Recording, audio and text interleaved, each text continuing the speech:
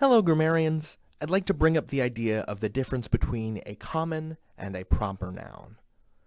So the difference between a common and a proper noun is simply the difference between something with a name and a more generic version of that thing. I'll give you a couple of examples right off the bat. So speaking generally, I am from a city. The specific city that I'm from is Chicago. I could talk about a frog, generally, but if I were speaking of a specific frog, I would say Kermit. The difference between a common and a proper noun is merely the difference between a general thing, so the side is more general, and a specific thing. It's a continuum. So if you are speaking of, let's see, a river, any old river, that's a common noun. But if you're talking about a specific river, and it's a named river here, that would be the Nile, say. You could talk about a mountain, and that would be a common noun because there are many mountains. But if you wanted to talk about a specific mountain, say Mount Kilimanjaro, in Tanzania, that's a proper noun. So here are the properties of proper nouns. Proper nouns are always capitalized. And that means that instead of using a little letter A like that, you would instead use a big letter A like that. Common nouns are only capitalized if you find them at the beginning of sentences.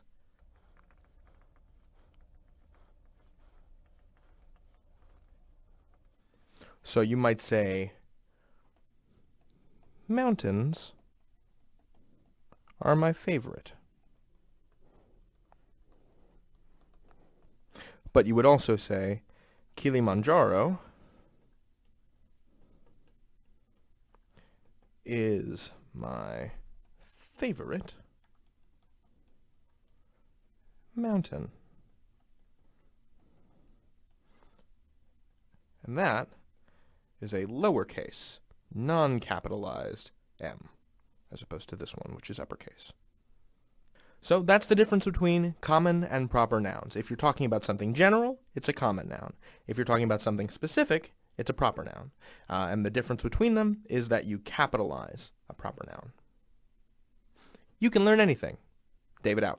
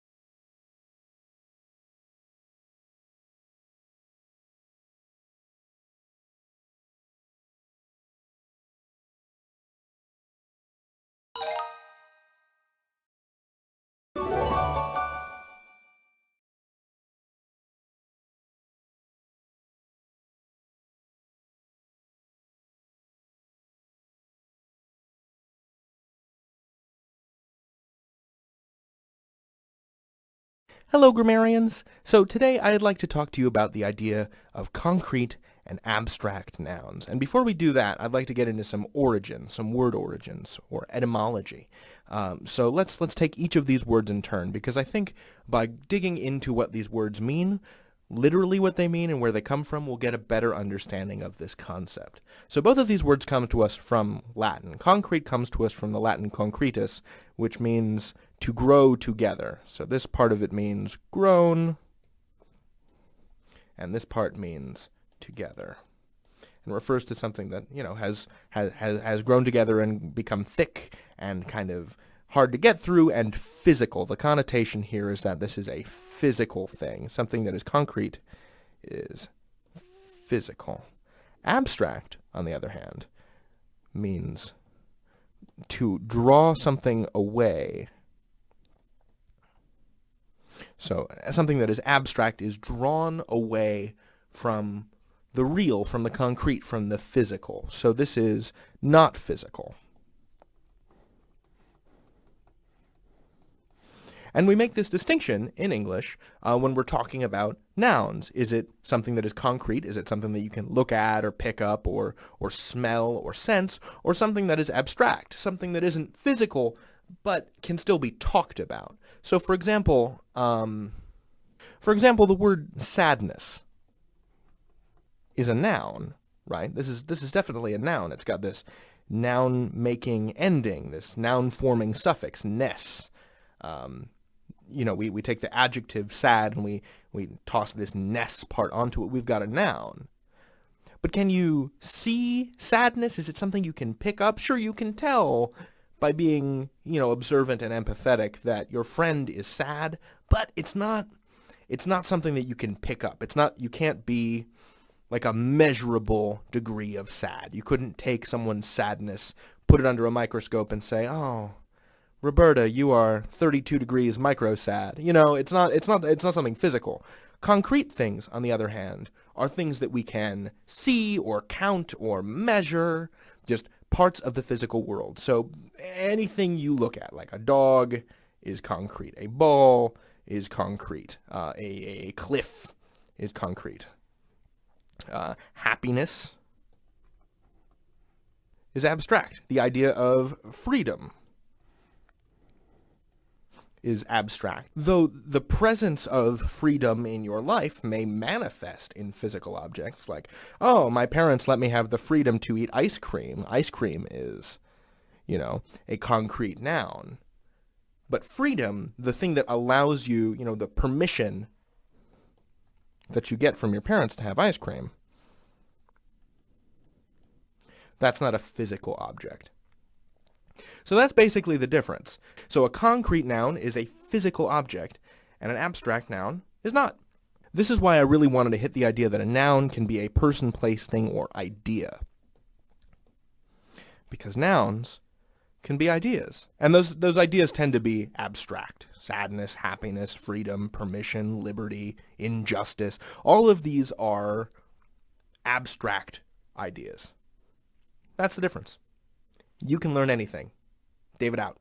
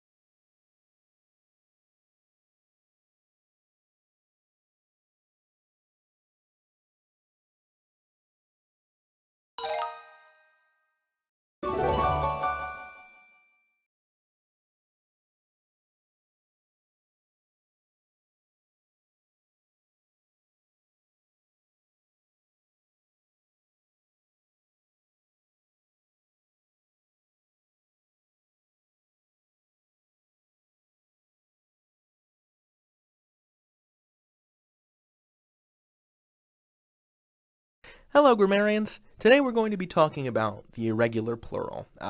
Previously, I had said that if you take any English word, any noun, say the word dog,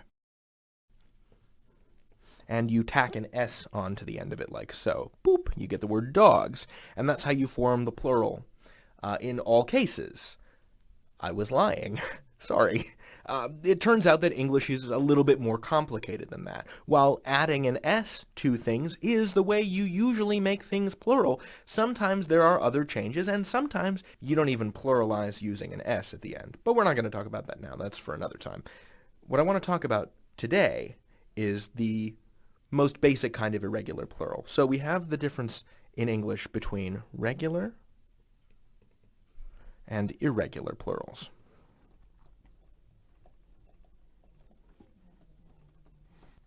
And remember, a plural is when there's more than one of something. It comes from the Latin plus, which means more, as opposed to the singular, when there is just one of something.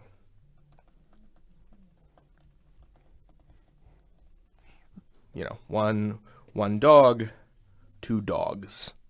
So there's a handful of words in English, and it really is a handful, that don't pluralize regularly. Words like leaf and loaf and calf. It's a baby cow. If you try to pluralize these as though they were regular plurals, you're going to return something that is not correct, or at least is not conventional within modern standard American English, right? So leafs, for example, unless you're talking about the Toronto hockey team, is not correct. In fact, the proper term, boop, boop, boop, boop, boop, boop, is in fact leaves.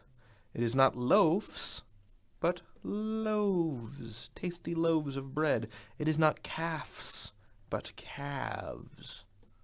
So there are several different kinds of irregular plurals. That's why this video is called Part 1. But I'm only going to cover one such irregular plural today, and that is the change from singular F to plural VE. So if you see a word generally that ends in F, the plural is going to become VE. You can learn anything. David out.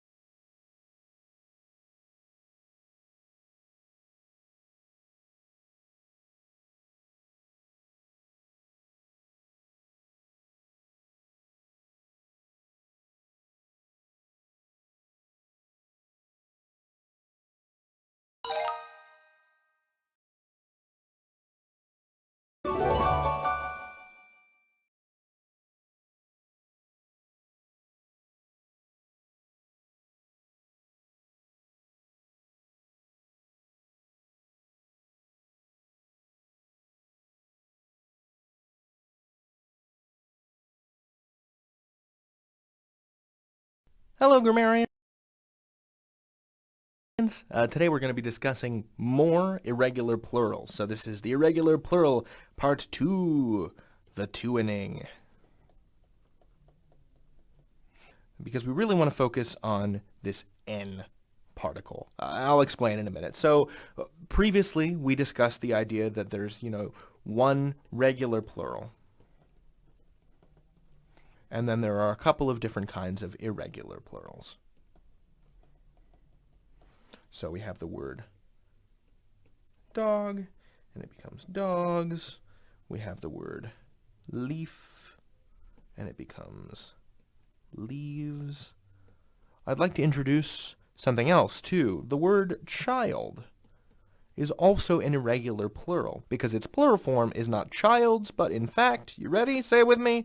Children. Whoa, that's weird. What is that about? Like I said, English is not a predictable language. Few languages are. When we think of English as one solid block of wood, what we're actually seeing is this lashed together raft made of spit, hope, and history. So it's your job as a writer and a speaker of English to make of this crooked timber something straight, to borrow a phrase and then mangle it. So the question is, what is the deal, right? And the answer is that it has to do with English language history and heritage. English comes to us from Old English, which if you look at it now, it kind of looks like German, because English is a Germanic language. That's the term linguists use. So in Old English, there were a bunch of different ways to make something plural. Some nouns would become plural by adding an en, some you could add an s, some you would add an r. And part of this depended on what part of England you lived in at the time. There were a bunch of different regional variations. Today, this en ending only applies to basically 3 or 4 words. These are all you need to remember for this one weird en thing. So, the en ending plural only applies to child, ox, brother or sister. And even these are really rare. I bet you don't even know what I'm talking about. The plural of brother originally was brethren. The plural of sister is sistren or sustren. But these are so rare, and brothers and sisters is so common that we don't even need to consider them. So, really, the only weird en plurals that are going to be in common usage are children and oxen. And unless, your family raises musk oxen or you're an ox driver, you're probably not going to be using the word ox very often, and if oxen are a big part of your life, you probably knew how to pluralize them already just from hearing people talk about them your entire childhood. So I'm going to cross that off too. The only thing you need to worry about is the en in children. Child becomes children. Now you're probably wondering, David, if there's the word ox and ox becomes oxen, what about box? Why is the plural of box boxes and not boxen? To borrow a gag from Brian Regan. The simple truth is that it has to do with this word's origin. Ox is a native Old English word. Box comes to us originally from Greek, and then Latin, and then French. That's how it came to English. I'm sorry if that's not a very satisfying answer, but that's how English works. English is this language that is composed of a bunch of different puzzle pieces, all mashed together by time, history, and repeated invasions, which are totally metal. But I'm getting away from myself. The important thing to remember is that for this irregular plural, this en ending, really, unless you work with oxen, or unless you are leading some sort of old-timey folk revival where you have to refer to brethren and sistren, child to children is really the only change you need concern yourself with. All this can be summed up, boop, just like that. You can learn anything. David out. Now, if you're still with me, I would like to relate a humorous historical anecdote that comes to us from the 15th century English printer, William Caxton. Now, this story comes to us from about the year 1490, and I just want to use this story to illustrate just how different, how dependent on what part of the country you were living in was on the language that you spoke. Because before mass transit and mass communication media, which William Caxton was a part of because he was one of the first English language printers, before any of this technology allowed us all to communicate with each other, we basically just had letters, and most people were illiterate, and talking to each other. And since it wasn't really easy to get from place to place to place before the advent of cars, most people didn't really go very far. So here is the story, which I will translate for you from Middle English. It goes like this. So these merchants were traveling from the Thames River, which flows through London, and they're trying to get to Zeeland here, which is in the modern-day Netherlands. This is, incidentally, this is England. This is the southeast coast of England. They're trying to get to Zeeland, and this is a distance of about 160 miles, give or take. But they can't make it there because of bad winds. They stop here at Foreland to refresh their stores. They stop for groceries, basically. And then they realize that their London English and the English of the place where they are, which is maybe 60 miles out of London, is mutually incomprehensible. A man goes into a house, asks the woman of the house for eggs. She doesn't understand the word eggs because the word she uses for eggs is æren. The word egg is Norse. And he says, I would like some eggs. And she says, I don't have any eggs. I don't speak French. And he gets angry because he's like, I don't speak French either. I'm English. He says, do you have any eggs? She says, I don't know what that is. And finally someone says, I think he means æren. Do you have any æren? And she says, oh, æren, of course. Here, buy some. And it just goes to show you that before the advent of mass communication, we could have had variations from, as Caxton put it, shire to shire to shire. Each little town had its own variant of language, and it wasn't until everything was united by this technology that Caxton worked with, the printing press, that people started to become literate and converge toward what we would consider a more unified standard of English. Alright, that was just a little bonus, silly video. You can learn anything. David out.